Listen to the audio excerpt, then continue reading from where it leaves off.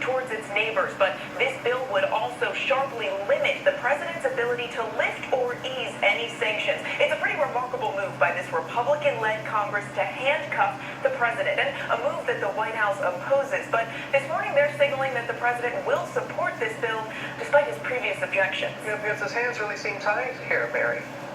Yeah, Robin, the president, it seems, is likely to sign this bill and impose these new sanctions because he doesn't really have much of a choice here. If he were to veto this bill, it would certainly only add more fuel to this Russia fire. And it seems Congress will have the votes to overturn any veto anyways.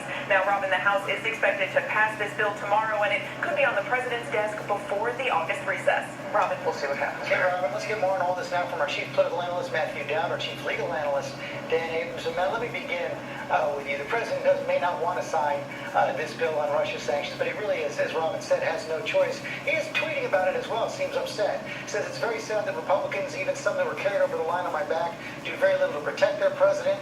As the phony Russian witch hunt continues, two groups are laughing at this excuse for a lost election.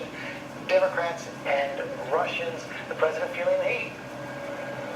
Well, he's definitely feeling heat. This is the first probably bipartisan bill of this Congress, and it's aimed directly at Donald Trump and his supposed inability to sort of hold Russia accountable in this. The funny thing about that tweet, George, as you and I have talked about, is in the four key states, Iowa, Ohio, Pennsylvania, and Wisconsin, all of the GOP senators that ran and won with bigger margins than Donald Trump did in that. I think Donald Trump's in a situation right now where Republicans who have been steadfast in defending him now are beginning to peel away. Okay, Dan Evers, let's talk about Jared Kushner's testimony. Pretty detailed testimony right there, detailing four contacts, denying any collusion.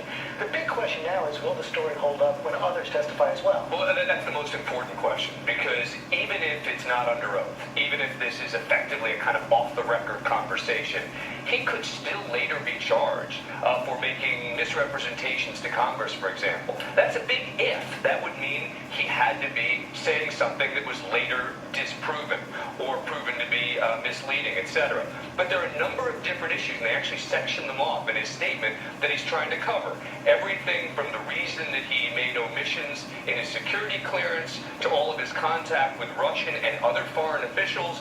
The statement in and of itself is not going to create any bombshells. The question is going to be, what are the questions that are asked back and forth, and does it stand up? Yeah, what does Mueller do with him as well? Also, a lot of talk over the weekend over whether the president has the power to pardon himself, whether he's been discussing it, whether he would pardon people like Jared Kushner if they got into trouble. Let's focus on this question. Does the president have the power to pardon himself? Probably. And let's separate... Yeah, I do. When you're talking about... Let's separate out the criminal versus the political. On the criminal side, does the president have the power to pardon himself? Probably. But what does that mean?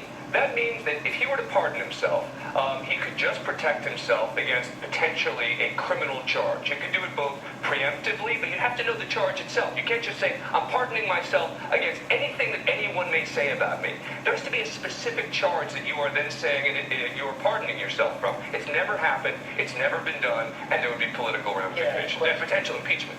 No question about that. And Matt, very quickly, if the president did do something like that, if he had the power, as Chuck Schumer said yesterday, a cataclysm. It'd be a huge cataclysm. He'd be further off the fairway than Jordan Spieth was on number 13 yesterday before he won the British Open. This would be a huge political problem. Legal, it's a debate. Politically, it would be awful for the president. Would probably directly lead to impeachment if he was to pardon himself. Matt Dowd, Dan Abrams, thanks very much.